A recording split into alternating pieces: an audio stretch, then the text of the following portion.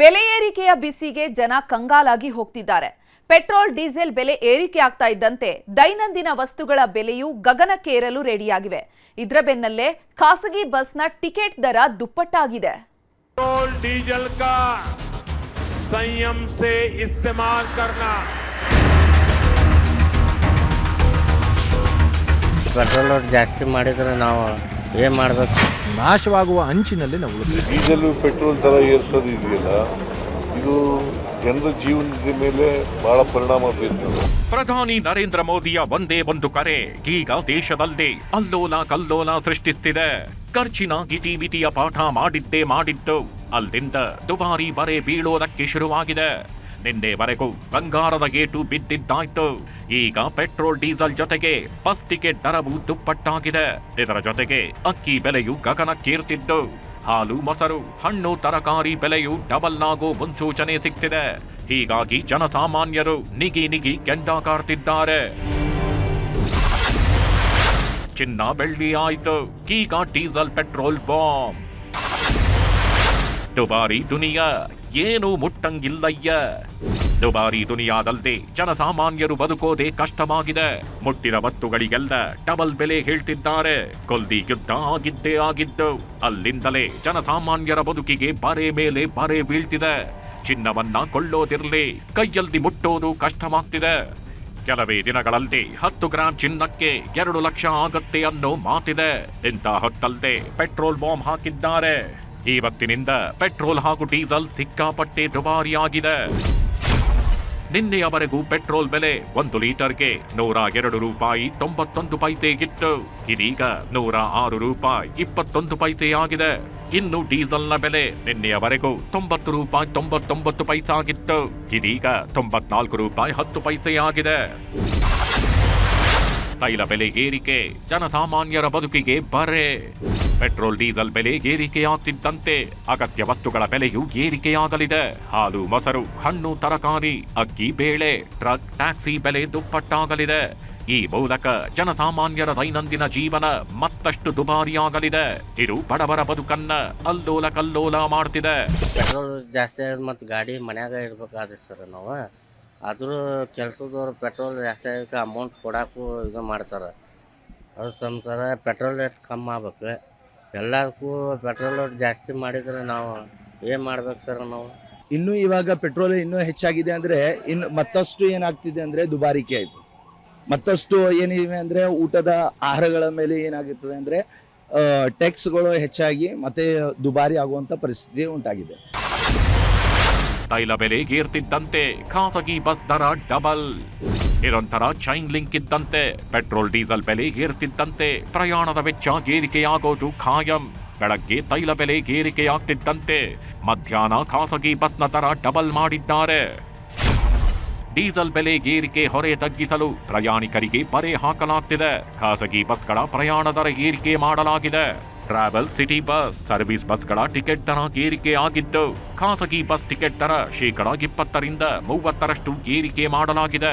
ಇಂದು ಮಧ್ಯರಾತ್ರಿಯಿಂದಲೇ ಪ್ರತಿ ಟಿಕೆಟ್ಗೆ 120 ರಿಂದ 130 ರೂಪಾಯಿ ಹೆಚ್ಚಳವಾಗಲಿದೆ. ಈಗಾಗಲೇ ಬುಕಿಂಗ್ ಮಾಡಿದ್ದವರಿಗೆ ಬೆಲೆ ಏರಿಕೆ ಬಿಸಿ ತಟ್ಟಲ್ಲ. ಇನ್ನು ಖಾಸಗಿ ಬಸ್ ದರ ಏರಿಕೆಯನ್ನ ಆಯಾ ರೂಟ್ಗೆ ತಕ್ಕಂತೆ ಏರಿಕೆ ಮಾಡಿದ್ದಾರೆ. ಮೊದಲು ಬೆಂಗಳೂರಿನಿಂದ ಬೆಳಗಾವಿಗೆ ಹೋಗಲು 1,000 ರೂಪಾಯಿ ಟಿಕೆಟ್ ದರವಿತ್ತು. ಅದೀಗ 1,200ಕ್ಕೆ ತಲುಪಲಿದೆ. ಅದೇ ರೀತಿ ಮಂಗಳೂರಿಗೆ 900 ರೂಪಾಯಿಗಿದ್ದ ಟಿಕೆಟ್ ರೇಟ್ 1,150 ರೂಪಾಯಿ ಆಗಲಿದೆ. ಹಾಗೆಯೇ ಬೆಂಗಳೂರಿನಿಂದ ಮಡಿಕೇರಿಗೆ 700 ರೂಪಾಯಿಗಿದ್ದ ಟಿಕೆಟ್ ಬೆಲೆ 900 ರೂಪಾಯಿಗೆ ಏರಿಕೆಯಾಗಿದೆ. ಇನ್ನು ಹುಬ್ಬಳ್ಳಿಗೆ 900 ರೂಪಾಯಿಗಿದ್ದ ಟಿಕೆಟ್ ರೇಟ್ 1,050 ರೂಪಾಯಿಗೆ ಏರಿಕೆಯಾಗಿದೆ. ಈ ರೀತಿ ಒಂದೊಂದು ರೂಟ್ಗೆ ಒಂದೊಂದು ಬೆಲೆ ನಿಗದಿ ಮಾಡಿದ್ದಾರೆ. ಪ್ರತಿಯೊಂದು ವಾಹನಕ್ಕೂ ಒಂದು ಟ್ರಿಪ್ಗೆ ನಾನು ಹೇಳ್ತಾ ಇರೋದು 900 ರಿಂದ 1000 ರೂಪಾಯಿ ಖರ್ಚು ಬರುತ್ತೆ, ಎಕ್ಸ್ಟ್ರಾ ಆಗುತ್ತೆ. ಈ 1000 ರೂಪಾಯಿ ಹೊಣೆಗಾರಿಕೆಯನ್ನು ಪ್ರಯಾಣಿಕರಿಂದನೇ ತೆಗೆದುಕೊಳ್ಬೇಕಾಗುತ್ತೆ. ಎಲ್ಲೋ ಒಂದು ರೀತಿಯಲ್ಲಿ ಇವತ್ತು ತಮಗೆ ಗೊತ್ತಿದೆ, ಖಾಸಗಿ ಸಾರಿಗೆ ಅನ್ನೋದು ಈ ಒಂದು ಶಕ್ತಿ ಯೋಜನೆಯಿಂದ ನಿಶ್ಶಕ್ತಿಯಾಗಿದೆ. ದಿನದಿಂದ ದಿನಕ್ಕೆ ಕ್ಷೀಣಿಸ್ತಾ ಇದೆ. ಖಾಸಗಿ ಸಾರಿಗೆ ಒಂದು ರೀತಿಯಲ್ಲಿ ನಾಶವಾಗುವ ಅಂಚಿನಲ್ಲಿ ನಾವು ಉಳ್ಕೊ. ನಮ್ಮ ಹತ್ರ ರೆಗ್ಯುಲರ್ ಕಸ್ಟಮರ್ಸು ಹಿಂದೆಯಿಂದ ಹಾಕೊಂತ ಇದ್ದಾರೆ, ಅವ್ರು ಎಷ್ಟೋ ವರ್ಷಗಳಿಂದ ಹಾಕೊಂತ ಇದ್ದಾರೆ. ಈಗ ಅವ್ರಿಗೆ ಬಂದಾಗ ನಾವು 200 ಲೀಟರ್ ಕೊಡ್ತೀವಿ 300 ಲೀಟರ್ ಕೊಡ್ತೀವಿ ಅಂದಾಗ ಈ ಸ್ಕೇರ್ಸಿಟಿ ಎಲ್ಲ ಹೋಗಾದ್ಮೇಲೆ ಅವ್ರು ನಮ್ಮ ಕಡೆ ನೋಡೋದೇ ಇಲ್ಲ. ಸೊ ನಾವೇನು ಮನವಿ ಮಾಡ್ತೀವಿ ಅಂದರೆ ರೆಗ್ಯುಲರ್ ಯೂಸೇಜ್ ಏನಿದೆಯೋ ಅದನ್ನ ಅಲೌ ಮಾಡಿ. ರಿಸ್ಟ್ರಿಕ್ಷನ್ ನೀವು ಆಚೆ ಕಡೆ ಇಂಡಸ್ಟ್ರೀಸ್ಗೆ ಸಪ್ಲೈ ಮಾಡೋದು ಎಲ್ಲ ನಿಲ್ಲಿಸಿ. ರಾಜ್ಯದಲ್ಲಿ ಅಕ್ಕಿ ಬೆಲೆಯಲ್ಲೂ ಭಾರೀ ಏರಿಕೆ. ಒಂದರ ಮೇಲೊಂದರಂತೆ ದೈನಂದಿನ ವಸ್ತುಗಳ ಬೆಲೆಯೂ ಏರಿಕೆಯಾಗ್ತಾನೇ ಇದೆ. ಕಳೆದೊಂದು ವಾರದಿಂದ ಮಾರುಕಟ್ಟೆಯಲ್ಲಿ ಅಕ್ಕಿ ದರ ಏರಿಕೆಯಾಗ್ತಾನೇ ಸಾಗ್ತಿದೆ. ಸಾಮಾನ್ಯ ಹಾಗೂ ಪ್ರೀಮಿಯಂ ಅಕ್ಕಿ ದರದಲ್ಲಿ 3 ರೂಪಾಯಿಯಿಂದ 10 ರೂಪಾಯಿವರೆಗೆ ಏರಿಕೆಯಾಗಿದೆ. 26 ಕೆಜಿ ಅಕ್ಕಿ ಬ್ಯಾಗ್ 50ರಿಂದ 100 ರೂಪಾಯಿವರೆಗೂ ಏರಿಕೆಯಾಗಿದೆ.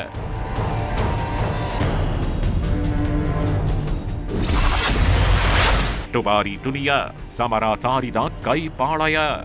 ದೈನಂದಿನ ವಸ್ತುಗಳ ಬೆಲೆಯಲ್ಲಿ ಏರಿಕೆಯಾಗ್ತಿದ್ದಂತೆ ಕಾಂಗ್ರೆಸ್ ನಾಯಕರು ಕೇಂದ್ರದ ವಿರುದ್ಧ ಸಮರ ಸಾರಿದ್ದಾರೆ.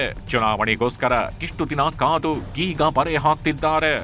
ಬೆಲೆ ಏರಿಕೆ ನಿರ್ಧಾರ ವಾಪಸ್ ಪಡೆಯದಿದ್ದರೆ ಉಗ್ರ ಹೋರಾಟ ಮಾಡ್ತೀವಿ. ಬಂಗಾರದ ಬಾಂಡ್ ಕೊಟ್ಟವರಿಂದಲೇ ಬಂಗಾರ ಖರೀದಿ ಬೇಡ ಎಂಬ ಪುಕ್ಕಟ್ಟೆ ಸಲಹೆ ಸಿಕ್ತಿದೆ ಅಂತ ಕಿಡಿಕಾರ್ತಿದ್ದಾರೆ. ಈಗಲೂ ಕೂಡ ಏರಿಸ್ತಾರೆ ಅಂತಕ್ಕಂಥದ್ದು ಗೊತ್ತಿತ್ತು, ನಮಗೆ ಎಕ್ಸ್ಪೆಕ್ಟೇಷನ್ ಇತ್ತು, ಏರಿಸಿದ್ದಾರೆ. ಅಲ್ಟಿಮೇಟ್ಲಿ ಡೀಸೆಲ್ ಪೆಟ್ರೋಲ್ ದರ ಏರಿಸೋದು ಇದೆಯಲ್ಲ, ಇದು ಜನರ ಜೀವನದ ಮೇಲೆ ಬಹಳ ಪರಿಣಾಮ ಬೀರ್ತದೆ. ಅದರಿಂದ ಇದನ್ನ ಖಂಡಿಸ್ತೇವೆ. ದೇಶ ಅಧೋಗತಿಗಳಿದೆ, ದೇಶವನ್ನ ಸಂಪೂರ್ಣವಾಗಿ ಇವರು ನಾಶ ಮಾಡಿದ್ದಾರೆ. ಏನು ಇದಕ್ಕೆಲ್ಲ ನಾವು ಬೆಲೆ ತಟ್ಟಬೇಕಾಗಿದೆ, ಮುಂದಿನ ಪೀಳಿಗೆ ಬೆಲೆ ತಟ್ಟಬೇಕಾಗಿದೆ. ರೈತರ ಆದಾಯ ದ್ವಿಗುಣ ಮಾಡ್ತೀನಿ ಅಂತ ಹೇಳಿ ಏನೆಲ್ಲ ಮಾತಾಡಿದ್ರು, ಸುಳ್ಳು ಆಶ್ವಾಸನೆಗಳು ಬರೇ. ನೀವ್ಯಾಕೆ US ಹೇಳ್ದಂಗೆ ಕೇಳಬೇಕು? ಇವತ್ತು ಬೇರೆ ಕಡೆ ಆಯಿಲ್ ಚೀಪಾಗಿ ಸಿಗುತ್ತೆ, ನಾವು ಎಲ್ಲಿ ಬೇಕಾದಲ್ಲಿ ಖರೀದಿ ಮಾಡ್ಬೋದು. ನೀವ್ಯಾಕೆ ಖರೀದಿ ಮಾಡ್ತಾ ಇಲ್ಲ? ರಷ್ಯಾದವರು ನಿಮಗೆ ಗ್ಯಾಸ್ ಕೊಡ್ತಾ ಇದ್ರೆ ನೀವು ತೊಗೊಳಕ್ ರೆಡಿ ಇಲ್ಲ. ಈಗ ನೀವು ಅಮೆರಿಕನ್ ತಂದ್ರೆ 45 ದಿನ ಬೇಕು. ಅವನು ಇಂಡಿಯನ್ ರೂಪಿನಲ್ಲಿ ನಿಮಗೆ ಡೀಲ್ ಮಾಡಕ್ ರೆಡಿ ಇದ್ದ ಇರಾನ್ ಅವನು. ಇವತ್ತು ನೀವು ಯಾಕೆ ಇವತ್ತು ಡಾಲರ್ನಲ್ಲಿ ನೀವು ಖರೀದಿ ಮಾಡ್ತಾ ಇದ್ದೀರಿ? ಒಟ್ನಲ್ಲಿ ದುಬಾರಿ ದುನಿಯಾ ಜನರ ಜೇಬು ಸುಡುತ್ತಿದ್ದು. ಹೀಗೆ ಬೆಲೆಯ ಏರಿಕೆ ಆದ್ರೆ ಜನ ಬದುಕು ನಡೆಸೋದೇ ದುಸ್ತರವಾಗಲಿದೆ. Bureau report, news 18. ಬಿರು ಬೇಸಿಗೆ ಮಧ್ಯೆ ಸುರಿದಂಥ ಮಳೆ ಒಂದಿಡೀ ಕುಟುಂಬವನ್ನೇ ಸರ್ವನಾಶ ಮಾಡಿದೆ. ಮುರುಕಲು ಮನೆ ಬಿಟ್ಟು ನಾಳೆ ಬೇರೆ ಮನೆಗೆ ಶಿಫ್ಟ್ ಆಗೋದಕ್ಕೆ ರೆಡಿಯಾಗಿದ್ರು. ಆದರೆ ರಾತ್ರಿ ಸುರಿದ ಮಳೆ 4 ಜೀವ ತೆಗೆದಿದೆ.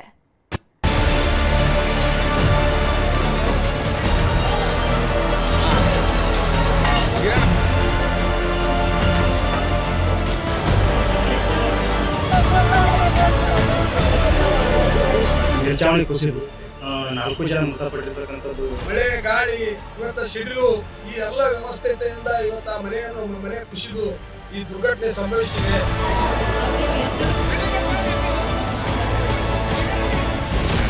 ನಾಲ್ವರ ಜೀವ ತೆಗೆದ ಮರಣ ಮಳೆ. ವಿಧಿಯ ಸಂಚು, ಮುರುಕಲು ಮನೆಯಲ್ಲಿತ್ತು ಆಪತ್ತು. ವಿಧಿಯ ಸಂಚು ಅನ್ನೋದು ಇದಕ್ಕೆ ನೋಡಿ. ಒಂದೇ ಒಂದು ರಾತ್ರಿ ಕಳೆದಿದ್ರೆ 4 ಹೊಸದೊಂದು ಗೂಡು ಸೇರ್ಕೊಳ್ತಿದ್ರು. ಬಾಡಿಗಿದ್ದದ್ದು ಹಳೆ ಮನೆ ಅನ್ನೋ ಕಾರಣಕ್ಕೆ ಬೇರೆ ಮನೆಗೆ ಹೋಗೋದಿಕ್ಕೆ ರೆಡಿಯಾಗಿದ್ರು. ಮನೆಯಲ್ಲಿದ್ದ ವಸ್ತುಗಳನ್ನೆಲ್ಲ ಪ್ಯಾಕ್ ಮಾಡಿನೂ ಆಗಿತ್ತು. ಇನ್ನೇನು ಬೆಳಗಾದ್ರೆ ಹೊಸ ಮನೆಗೆ ಹೋಗೋರಿದ್ರು. ಆದ್ರೆ ಅಷ್ಟೊತ್ತಿಗಾಗಲೇ ವಿಧಿಯು ಹೊಂಚು ಹಾಕಿ ಸಂಚು ರೂಪಿಸಿದ್ದಾನೆ.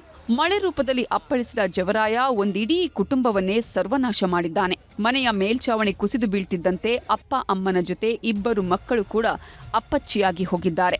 ಎಲ್ಲೆಲ್ಲಿದ್ರೋ ಅಲ್ಲಲ್ಲೇ ಉಸಿರು ಚೆಲ್ಲಿದ್ದಾರೆ.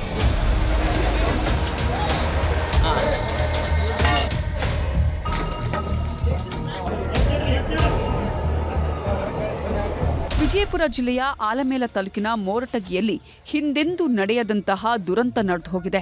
ಊರಲ್ಲಿ ಬಿದ್ದ ವರ್ಷದ ಮಳೆ ಸಾವು ನೋವುಗಳನ್ನೇ ಹೊತ್ಕೊಂಡು ಬಂದಿದೆ. ಗುರುನಾಥ್ ಬಡಿಗೇರ್ ಅನ್ನೋ ವ್ಯಕ್ತಿ ಕಾರ್ಪೆಂಟರ್ ಕೆಲಸ ಮಾಡ್ಕೊಂಡಿದ್ರು. ಗಂಡ ಹೆಂಡತಿ 3 ಮಕ್ಕಳು, ಒಟ್ಟು 5 ಇದ್ದ ಸಂಸಾರ ಇವರದ್ದು. ಹೊಸ ಮನೆ ಕಟ್ಟಿಸ್ತಿದ್ರಿಂದ ಬಾಡಿಗೆಯಲ್ಲಿ ಉಳ್ಕೊಂಡಿದ್ರು. ಆದ್ರೆ ಇವರಿದ್ದ ಮನೆ ತುಂಬಾ ಹಳೆಯದಾಗಿದ್ರಿಂದ ಮಳೆಗಾಲಕ್ಕೂ ಮುನ್ನ ಬೇರೆ ಮನೆಗೆ ಹೋಗೋ ಪ್ಲಾನ್ ಮಾಡಿದ್ರು. ಇವತ್ತು ಬೆಳಗ್ಗೆ ಬೇರೆ ಬೇರೆ ಮನೆಗೆ ಹೋಗೋದಿಕ್ಕೆ ಎಲ್ಲಾ ಐಟಮ್ಸ್ ಅನ್ನ ಪ್ಯಾಕ್ ಮಾಡಿದ್ರು. ಬೆಳಗಾಗ್ತಿದ್ದಂತೆ ಎಲ್ಲಾ ವಸ್ತುಗಳನ್ನ ಶಿಫ್ಟ್ ಮಾಡೋಣ ಅಂದ್ಕೊಂಡಿದ್ರು. ಆದ್ರೆ ಅಷ್ಟೊತ್ತಿಗಾಗ್ಲೇ ಜವರಾಯ ಅಟ್ಟಹಾಸ ಮೆರೆದಿದ್ದಾನೆ. ಗಂಡ ಹೆಂಡತಿ ಮಕ್ಕಳೆಲ್ಲ ಒಟ್ಟಿಗೆ ನಿದ್ದೆಗೆ ಜಾರಿದ್ರು. ಈ ವೇಳೆ ಏಕಾಏಕಿ ಬಿರುಗಾಳಿ ಮಳೆ ಶುರುವಾಗಿದೆ. ಕತ್ತಲ ರಾತ್ರಿಯಲ್ಲಿ ಸುರಿದ ಧಾರಾಕಾರ ಮಳೆಗೆ ಮನೆಯ ಮೇಲ್ಛಾವಣಿ ಕುಸಿದು ಬಿದ್ದಿದೆ. ಇದರ ಪರಿಣಾಮ ಮನೆಯಲ್ಲಿದ್ದವರು ಅಲ್ಲೇ ಜೀವಂತ ಸಮಾಧಿಯಾಗಿದ್ದಾರೆ. ಇವತ್ತು ಮುಂಜಾನೆ ನಮ್ಮ ಸಹೋದರ ಗುರಣ್ಣ ಬಡಿಗೇರ ಹಾಗೂ ನಮ್ಮ ವೈನಿಯವರಾಗಿರ್ತಕ್ಕಂಥ ಜ್ಯೋತಿಯವರು ಮತ್ತು ನಮ್ಮ 2 ಅಣ್ಣನ ಮಕ್ಕಳು ಇಬ್ಬರೂ ಕೂಡ ನಿನ್ನೆ ನಡೆದ ಸುರಿದಿರ್ತಕ್ಕಂಥ ಧಾರಾಕಾರ ಮಳೆಯಲ್ಲಿ ಮೇಲ್ಛಾವಣಿ ಕುಸಿದು 4 ಜನ ಮೃತಪಟ್ಟಿರ್ತಕ್ಕಂಥದ್ದು ಇವತ್ತು ಬೆಳಗ್ಗೆ ನಡೆದ. ಇಂಥ ದುರ್ಘಟನೆ ಸಂಭವಿಸಬಾರ್ದಾಗಿತ್ತು. ಮಳೆ ಗಾಳಿ ಇವತ್ತ ಸಿಡಿಲು ಈ ಎಲ್ಲ ವ್ಯವಸ್ಥೆಯಿಂದ ಇವತ್ತ ಮನೆ ಕುಸಿದು ಈ ದುರ್ಘಟನೆ ಸಂಭವಿಸಿದೆ. ಆ ಕುಟುಂಬಕ್ಕೆ ಭಗವಂತ ಇವತ್ತ ಧೈರ್ಯವನ್ನು ತುಂಬಲಿ. ಆ 4 ಜನ ಇವತ್ತ ಏನು ದುರ್ಮರಣಕ್ಕೆ ಒಳಗಾಗ್ಯಾರ ಅವರಿಗೆ ಆತ್ಮಕ್ಕೆ ಶಾಂತಿಯನ್ನು ಈ ಸಂದರ್ಭದಲ್ಲಿ ನಾವು ಕೋರ್ತಾ ಇದ್ದೀವಿ. 3 ಮಕ್ಕಳಲ್ಲಿ ಒಬ್ಬ ಮಗ ಬಚಾವಾಗಿದ್ದಾನೆ. ಶಾಲೆಗೆ ರಜೆ ಇದೆ ಅಂತ ವೀರೇಶ್ ಅನ್ನೋ 5 ವರ್ಷದ ಬಾಲಕ ಅಜ್ಜಿ ಮನೆಯಲ್ಲಿ ಉಳ್ಕೊಂಡಿದ್ದ. ಹೀಗಾಗಿ ಸಾವಿನ ಕೈಯಿಂದ ಪಾರಾಗಿದ್ದಾನೆ. ಸುದ್ದಿ ತಿಳಿಯುತ್ತಿದ್ದಂತೆ ಸ್ಥಳಕ್ಕಾಗಮಿಸಿದ ಜಿಲ್ಲಾ ಉಸ್ತುವಾರಿ ಸಚಿವ ಎಂಬಿ ಪಾಟೀಲ್ ಹಾಗೂ ಜಿಲ್ಲಾಧಿಕಾರಿಗಳು ಮೃತರ ಕುಟುಂಬಕ್ಕೆ ಸಾಂತ್ವನ ಹೇಳಿದರು. ಅಲ್ಲದೆ ಮೃತಪಟ್ಟಂತಹ ಕುಟುಂಬಸ್ಥರಿಗೆ ತಲಾ 5 ಲಕ್ಷ ಪರಿಹಾರ ಕೊಡೋದಾಗಿಯೂ ಸಚಿವರು ಘೋಷಣೆ ಮಾಡಿದರು. ಮಗುವಿಗೆ ಜೀವ ಹತ್ರ ವಾಪಸ್ ತರಲಿಕ್ಕೆ ಆಗೋದಲ್ಲ. ಆ ಮಗುವಿಗೆ 4 ಜನಕ್ಕೆ ತಲಾ 5 ಲಕ್ಷ ರೂಪಾಯಿ, 20 ಲಕ್ಷ ರೂಪಾಯಿ, 20 ಲಕ್ಷ ರೂಪಾಯಿಯನ್ನ ಅಶೋಕ್ ಮನಗುಳಿ ಅವರು ಶಾಸಕರು ಮತ್ತು ಮೂರ್ಗಿ ನಮ್ಮ ತಿವಾರಿ ಅವರು, ನರಸಿಂಗ್ ತಿವಾರಿ ಅವರು ಏನು ಜಿಲ್ಲಾ ಪಂಚಾಯತ್ ಸದಸ್ಯರಾಗಿದ್ರು, ಊರಿನ ಹಿರಿಯರು, ಆ ಸಮಾಜದವರೆಲ್ಲ ಕೂಡಿಕೊಂಡು ಆ 20 ಲಕ್ಷನ ಅದನ್ನ ಅವ್ರಿಗೆ ಡಿಪಾಸಿಟ್ ಮಾಡಿ ಆ ಮಗುವಿನ ಮುಂದೆ ಶಿಕ್ಷಣಕ್ಕೆ ಮತ್ತು ಆ ಮಗುವಿನ ಬದುಕಿಗೆ ಇವತ್ತು ಒಂದು ಅನುಕೂಲ ಆಗಬೇಕು ಅಂತ ಮಾಡಿದ್ರು. ಹೊಸ ಮನೆ ಕಟ್ಟಿಸ್ತಿದೀವಿ ಅನ್ನೋ ಖುಷಿಯಲ್ಲಿದ್ದವರಿಗೆ ವಿಧಿ ಮೋಸ ಮಾಡಿದೆ. ಹೊಸ ಮನೆಗೆ ಕಾಲಿಡೋದಕ್ಕೂ ಮೊದಲೇ ಗಂಡ ಹೆಂಡತಿ ಮಕ್ಕಳನ್ನ ಸಾವಿನ ಮನೆಗೆ ಸೇರಿಸಿದ್ದಾನೆ. ತನ್ನವರನ್ನ ಕಳ್ಕೊಂಡ 5 ವರ್ಷದ ಬಾಲಕ ಅನಾಥನಾಗಿದ್ದಾನೆ. ಗುರುರಾಜ್, ನ್ಯೂಸ್ 18 ವಿಜಯಪುರ. ರಾಜ್ಯದಲ್ಲಿ ಅಬ್ಬರಿಸ್ತಾ ಇರೋ ಅಕಾಲಿಕ ಮಳೆ ಅವಾಂತರಗಳ ಸರಮಾಲೆಯನ್ನೇ ಹೊತ್ತು ತರ್ತಿದೆ. ಮೇಲಿಂದ ಮೇಲೆ ಅಬ್ಬರಿಸ್ತಿರುವಂತ ವರುಣದೇವ 4-5 ಜಿಲ್ಲೆಯ ಜನರನ್ನ ಕಂಗಾಲಾಗಿಸಿದ್ದಾನೆ.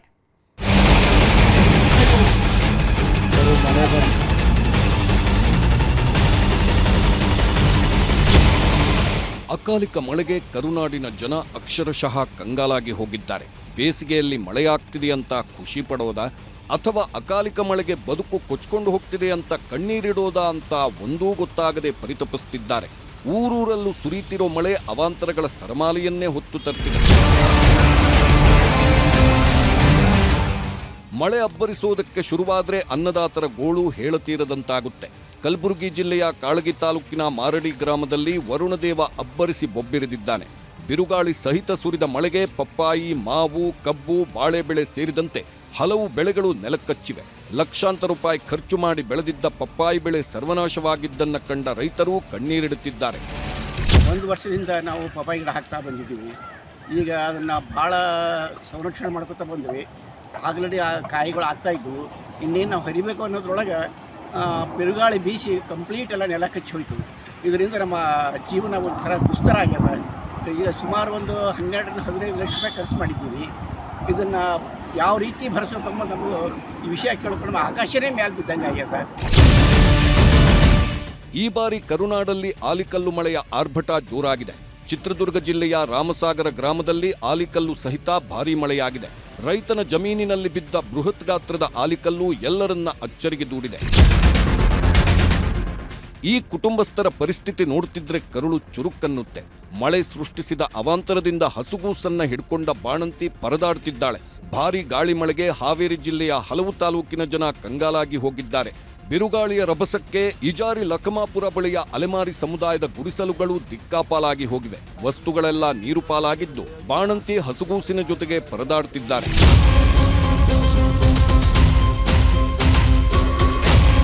ಮಳೆ ಬಂದ್ರೆ ಆಗೋ ಅವಾಂತರಗಳು ಒಂದೆರಡಲ್ಲ ಬಿಡಿ. ಹಾವೇರಿ ಜಿಲ್ಲೆಯ ಜೋಹಿಸರಹಳ್ಳಿಯಲ್ಲಿ ಸುರಿದ ಮಳೆ ಜನರನ್ನ ಕಂಗಾಲಾಗಿಸಿದೆ. ಮಳೆ ಅಬ್ಬರಕ್ಕೆ ಜಮೀನಿನಲ್ಲಿ ಹಾಕಲಾಗಿದ್ದ ಹೈಟೆನ್ಷನ್ ವಿದ್ಯುತ್ ಕಂಬಗಳು ಧರಾಶಾಹಿಯಾಗಿವೆ. ಹಾವೇರಿ ತಾಲೂಕಿನ ಹೊಸರಿತ್ತಿ ಗ್ರಾಮದಲ್ಲಿ ಬಿರುಗಾಳಿ ಮಳೆಗೆ ಹೋಟೆಲ್ ಮೇಲ್ಛಾವಣಿ ಹಾರಿ ಹೋಗಿದೆ. ಏಕಾಏಕಿ ಸುರಿದ ಮಳೆ ಬದುಕನ್ನೇ ನುಚ್ಚುನೂರು ಮಾಡಿದ್ದು ಸುಮಾರು 3 ಲಕ್ಷ ರೂಪಾಯಿ ಮೌಲ್ಯದ ವಸ್ತುಗಳು ಸರ್ವನಾಶವಾಗಿವೆ.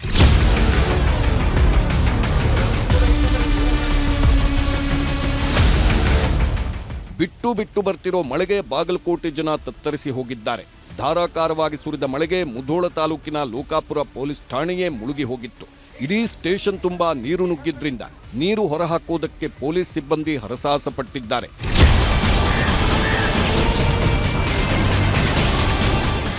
ಚಿಕ್ಕಮಗಳೂರಿನಲ್ಲಿ ಮಳೆರಾಯ ಮೇಲಿಂದ ಮೇಲೆ ಅಬ್ಬರಿಸುತ್ತಿದ್ದಾನೆ. ಮೂಡಿಗೆರೆ ತಾಲೂಕಿನ ಸುಂಕಸಾಲೆ ಗ್ರಾಮದಲ್ಲಿ ದೊಡ್ಡ ಅವಾಂತರವೇ ಸೃಷ್ಟಿಯಾಗಿದ್ದು, ನಿರ್ಮಾಣ ಹಂತದ ರಂಗಮಂದಿರಕ್ಕೆ ಹಾಕಿದ್ದ ಕಬ್ಬಿಣದ ಮೇಲ್ಛಾವಣಿ ದಿಕ್ಕಾಪಾಲಾಗಿದೆ.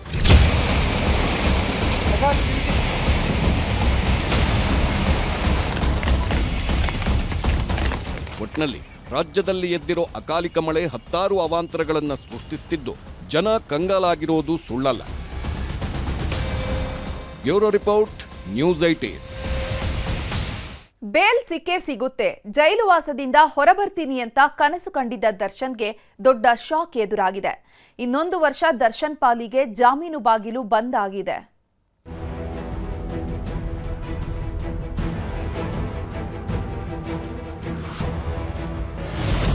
ದರ್ಶನ್ ಪಾಲಿಗೆ 1 ವರ್ಷ ಜಾಮೀನು ಬಾಗಿಲು ಬಂದ್. 1 ವರ್ಷ ಇಲ್ಲ, ಬಿಡುಗಡೆ ಭಾಗ್ಯ, ಸೆರೆವಾಸವೇ ಗತಿ. ಅದೇನೋ ಹೇಳ್ತಾರಲ್ದ, ಗ್ರಹಚಾರ ಕೆಟ್ಟಾಗ ರಾಮೇಶ್ವರಕ್ಕೆ ಹೋದ್ರು ಶನೀಶ್ವರನ ಕಾಟ ತಪ್ಪಲ್ಲ ಅಂತ. ಈ ಮಾತು 100ಕ್ಕೆ 100 ಸತ್ಯ ಬಿಡಿ. ಯಾಕಂದ್ರೆ ದರ್ಶನ್ ಪರಿಸ್ಥಿತಿ ನೋಡಿದ್ರೆ ಈ ಗಾದೆ ಮಾತಿಗೂ ದರ್ಶನ್ ಪರಿಸ್ಥಿತಿಗೂ ಸರಿಯಾಗಿ ಸೂಟ್ ಆಗ್ತಿದೆ. ಏನೇ ಮಾಡಿದ್ರು, ಎಷ್ಟೇ ಬೇಡಿಕೊಂಡ್ರು, 10 ಕಾರಣ ಕೊಟ್ರು, ಜಾಮೀನು ಅನ್ನೋದು ಕನಸಿನ ಮಾತಾಗಿದೆ. ಜೈಲಿನಿಂದ ಹೊರಬರ್ತೀನಿ ಅನ್ನೋದು ಇನ್ನೊಂದು ವರ್ಷ ದರ್ಶನ್ ಪಾಲಿಗೆ ಮರೀಚಿಕೆಯೇ ಬಿಡಿ. 8 ತಿಂಗಳ ನಂತರ ಸುಪ್ರೀಂ ಕೋರ್ಟ್ ಮೆಟ್ಟಿಲೇರಿದ್ದ ದರ್ಶನ್ ಬೇಲು ಸಿಕ್ಕೇ ಸಿಗತ್ತೆ ಅನ್ನೋ ನಿರೀಕ್ಷೆಯಲ್ಲಿದ್ರು. ಆದ್ರೆ ಆಗಿದ್ದೇ ಬೇರೆ. ಪಾಪಿ ಸಮುದ್ರಕ್ಕೆ ಹೊಕ್ಕರು, ಮೊಣಕಾಲುದ್ದ ನೀರು ಅನ್ನೋ ಹಾಗೆ ದರ್ಶನ್ ಪಾಲಿಗೆ ಅಲ್ಲೂ ನಿರಾಸೆ ಎದುರಾಗಿದೆ.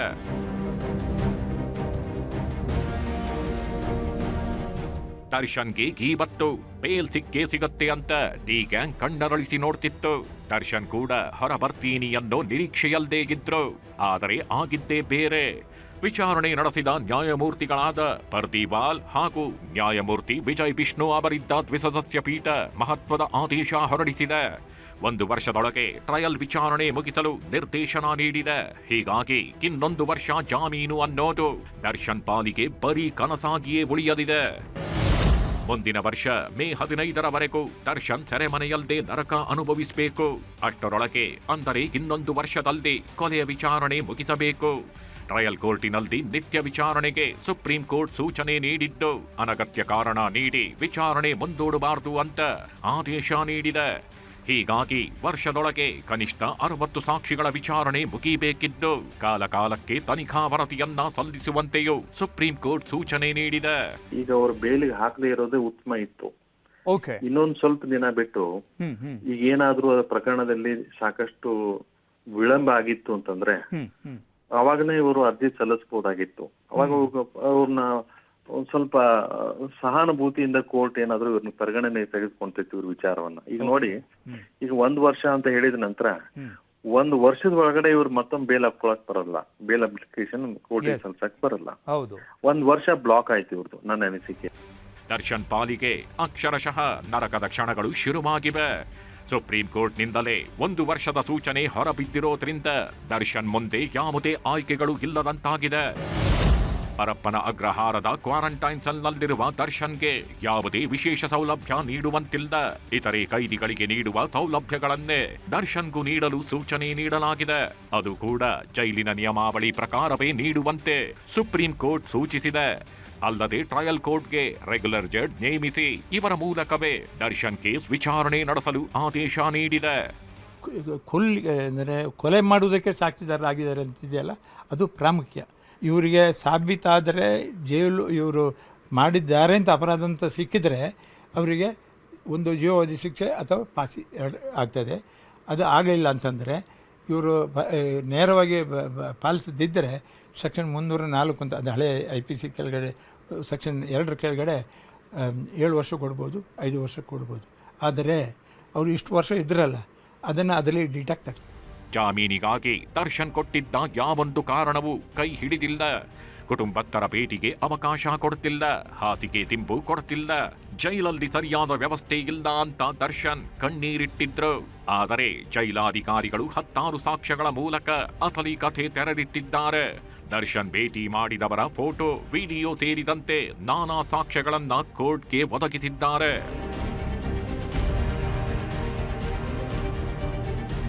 ಒಟ್ನಲ್ಲಿ ದರ್ಶನ್ ಪಾಲಿಗೆ ಬಿಡುಗಡೆ ಅನ್ನೋದು ಗಗನಕುಸುಮವಾಗಿದ್ದು, ಇನ್ನೊಂದು ವರ್ಷ ಜೈಲಲ್ಲೇ ನರಕ ಅನುಭವಿಸಬೇಕು. Gangadhara ವಾಗಟ, crime bureau, news 18.